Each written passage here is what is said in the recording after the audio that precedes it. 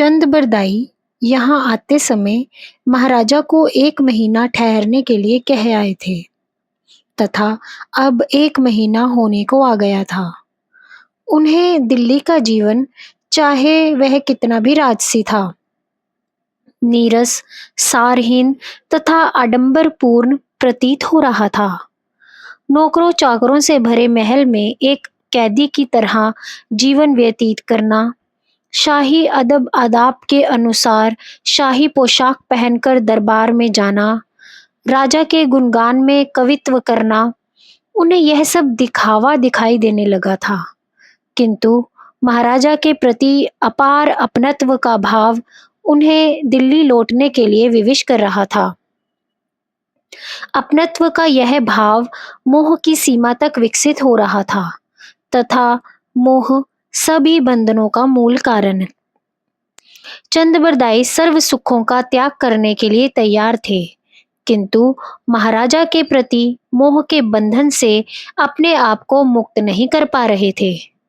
उनका हृदय माता के चरणों में साधनमय जीवन के लिए लालायित था, तो मन दिल्ली की विलासितापूर्ण किंतु दंभमय वातावरण में लौट चलने के लिए विवश हो रहा था। अंततः मोह की विजय हुई। चंद बरदाई ने अपना झोला उठा लिया तथा विदा होने के लिए माता की गुफा में चले गए। उस समय उनकी आंखों से आंसुओं की झड़ी लगी थी। अंतर के भाव उमड़ते हुए आंखों के माध्यम से निकले आ रहे थे। शरीर में कंपन तथा पांवों में लड़खड़ाहट थी। माता के सामने जाकर वह गिर गए तथा गिड़गिड़ा कर कहने लगे, माँ, एक और तुम्हारा प्रेम है तो दूसरी ओर राजा का मोह। ना प्रेम का त्याग हो रहा है तथा ना मोह से निवृत्ति प्राप्त हो रही है। अतः तुम्हारे प्रेम को हृदय में धारण कर मोह रूपी कर्तव्य की ओर लौट रहा हूँ। माँ, हृदय में तुम्हारे प्रेम का इसी प्रकार वास बना रहे, यही विनती है। चंद बरदाई ने जल्दी से झोला कंधे पर लिया तथा बाहर निकल गए। अब तक हम खाली पड़े रेलवे प्लेटफॉर्म पर पहुंच चुके थे। वहां का शांत एकांत वातावरण जैसे हमारे स्वागत के लिए आतुर था। हम एक बेंच पर जा बैठे। मैंने कहा, यह तो जगत के प्रत्येक प्राणी के चित्त की अवस्था का चित्रण है।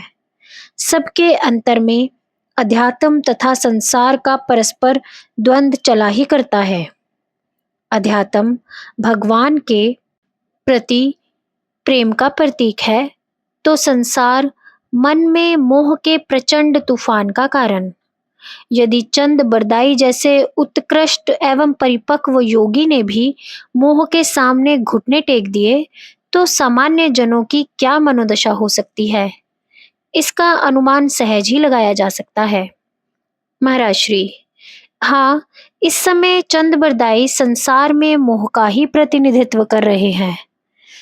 प्रेम तथा मोह का अंतर्द्वंद अनादिकाल से चला आ रहा है।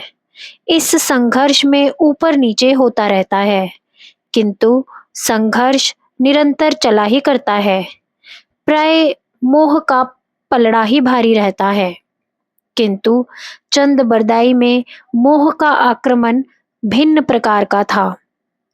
मोह को उखाड़ फेंकने के लिए था, क्योंकि यह आक्रमण भी भगवती की एक लीला थी, शक्ति की एक क्रिया थी, चित्त शुद्धि का एक क्रम था। मोह का जो संस्कार उभरा था वह क्षीण हो जाने वाला था। महाराजा पृथ्वीराज चंद बरदाई को लौट आया देखकर अतीव प्रसन्न हुए, किंतु उनकी भिक्षुकों जैसी अवस्था देखकर महाराजा का मन पसीज उठा। एक राजकवि भी ऐसी वैराग्यवान दयनीय अवस्था हो सकती है, इसकी राजा को कल्पना नहीं थी। वे कभी चंद बरदाई को बड़ी दाढ़ी में देखते, कभी उनके मैले वस्त्रों को निहारते, तो कभी उनके छिले पांवों पर दृष्टि डालते। महाराजा ने पूछा, चंद बरदाई, तुम आनंद में तो हो?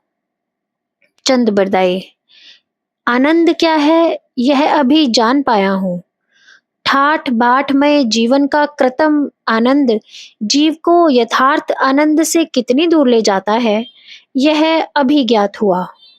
जो सुख माता जी की टेकड़ी पर पत्तों की कुटिया में अनुभव हुआ, वह यहाँ के सर्व सुविधा संपन्न महलों में नहीं है। जो संतोष भिक्षा के रूखे सूखे अन्न में प्रतीत हुआ, वह यहाँ सुस्वाद पकवानों में नहीं।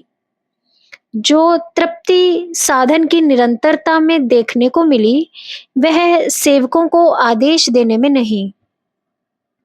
महाराजा बड़े विस्मय से चंद बरदाई की बातें सुन रहे थे। उनका मन हुआ कि वह भी उस आनंद को प्राप्त करने का प्रयत्न करें जिसका वर्णन चंद बरदाई कर रहे हैं, किंतु तत्काल राज्य, सत्ता, लौकिक आनंद का मोह मन में तरंगित हो उठा तथा उसने यथार्थ अनुभव के सभी सपने चकनाचूर कर दिए। उन दिनों भारत पर मोहम्मद गोरी के आक्रमण आरंभ हो चुके थे। यह बात 12वीं शताब्दी के अंतिम दशक की है। पृथ्वीराज बड़े धीर, गंभीर, वीर युद्ध कला में अत्यंत कुशल राजा थे। अनेक युद्धों में वीरता का प्रदर्शन कर चुके थे। भारत भर में उनकी वीरता की धाक थी। उन्होंने राजस्थान के कुछ राजपूत राजाओं की सहायता ले ली तथा दिल्ली से लगभग 100 किलोमीटर दूर उत्तर में मोहम्मद गोरी की बढ़ती बाढ़ को जा रोका। घमासान युद्ध हुआ जिसमें मोहम्मद गोरी की पराजय हुई। उसे बंदी बना पृथ्वीराज के समक्ष उपस्थित किया गया। मोहम्मद गोरी ने क्षमा मांगी तथा पृथ्वीराज को अपना मित्र कहा। इस पर पृथ्वीराज ने प्रसन्न होकर मोहम्मद गोरी को क्षमादान दे दिया तथा उसे मित्र कहकर गले लगाया। मोहम्मद गोरी लौट गया। दिल्ली में विजय उत्सव मनाया जा रहा था। नाच गाने की महफिलें जमी थी। शराब के जाम उड़ेले जा रहे थे। आतिशबाजी ने रात के अंधेरे को चीरते हुए आकाश प्रकाशित कर रखा था। बाजारों में चहल पहल थी, किंतु ऐसे उल्लासमय वातावरण में भी चंद बरदाई अपने महल में बनी फूस की कुटिया में एक चटाई पर गुमसुम बैठे थे। भगवती उन्हें पृथ्वीराज का भविष्य स्पष्ट दिखा चुकी थी। यह विजय उत्सव उन्हें एक अस्थायी तरंग के समान प्रतीत हो रहा था। यह विजय भावी पराजय की सूचक थी। यह विजय आवरण से ढकी पराजय थी। मनुष्य की सोच कितनी सीमित है। जो सामने है वह उसे ही देख पाता है। जो कल होने वाला है वह उसकी दृष्टि से ओझल रहता है। मोहम्मद गोरी को दिया गया क्षमादान चंद बरदाई को शूल की तरह चुभ रहा था, किंतु महाराजा भी क्या कर सकते थे। भावी उन्हें ऐसा करने पर विवश कर रही थी। महाराजा स्वयं ही अपनी मौत का सामान तैयार कर रहे थे। जब बुरा समय आने को होता है तो बुद्धि पहले ही कुंठित होने लगती है। बुरे समय के अनुकूल परिस्थितियों का निर्माण मनुष्य अपने हाथों ही करने लगता है। चंद बरदाई के सामने भविष्य घूमता दिखाई दे रहा था, किंतु वर्तमान में रंग में भंग डालना उचित ना समझकर चुप रहे। चंद बरदाई अब अधिकतर अपनी कुटिया में ध्यानस्थ रहने लगे। वह माँ से कहते, तेरे रंग न्यारे हैं। संसार तुझे तथा तेरी लीला को क्या जान सकता है। अपने शत्रु को मित्र समझकर महाराजा को मोहम्मद गोरी के गले लगवा दिया। उस समय महाराजा विष को अमृत मानकर पान कर रहे थे। मोहम्मद गौरी के रूप में मौत को गले लगा रहे थे। स्वयं ही अपने लिए कफन तैयार कर रहे थे।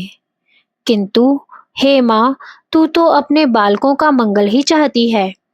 तेरे अभिशाप में भी तेरा वरदान निहित है। तू तो जानती है कि महाराजा का मंगल कैसे होने वाला है।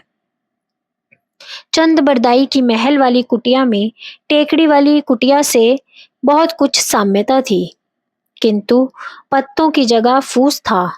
पत्तों के आसन के स्थान पर चटाई थी। कुछ समान नहीं था। केवल चंद बरदाई तथा चंद बरदाई के हृदय में माता चंद बरदाई कुटिया में तथा माता चंद बरदाई की शरीर रूपी कुटिया में। काल पंख लगाकर उड़ता रहा। समय व्यतीत होते क्या देर लगती है। 1 वर्ष के पश्चात ही मोहम्मद गौरी फिर आधमका, अधिक शक्तिशाली होकर। उधर हिंदू राजाओं का तालमेल नहीं बन पाया। कन्नौज के जयचंद दूर खड़े तमाशा देखते रहे। भीषण युद्ध हुआ। पृथ्वीराज परास्त हो गए।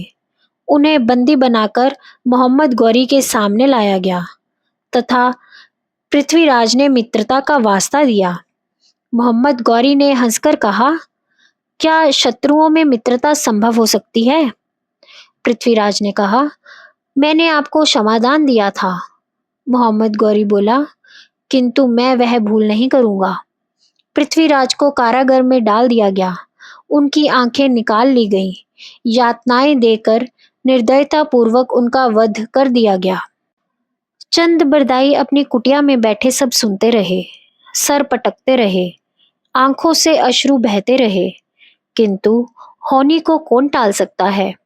जब मन कुछ शांत हुआ तो सोचने लगे, मेरे दुख का कारण महाराजा का पराभव नहीं, अपितु उनके प्रति मेरा मोह है। मैंने महाराजा को अपने जीवन का अभिन्न अंग मान लिया था। दिन रात उन्हीं की चिंता किया करता था। अब जब वियोग हो रहा है तो कष्ट हो रहा है। यह दुख इस बात से और भी बढ़ गया है कि महाराजा का अंत इस प्रकार निर्दयता पूर्वक हुआ। किंतु यह कष्ट उन्हीं को हुआ है जिन्हें महाराजा से मोह था।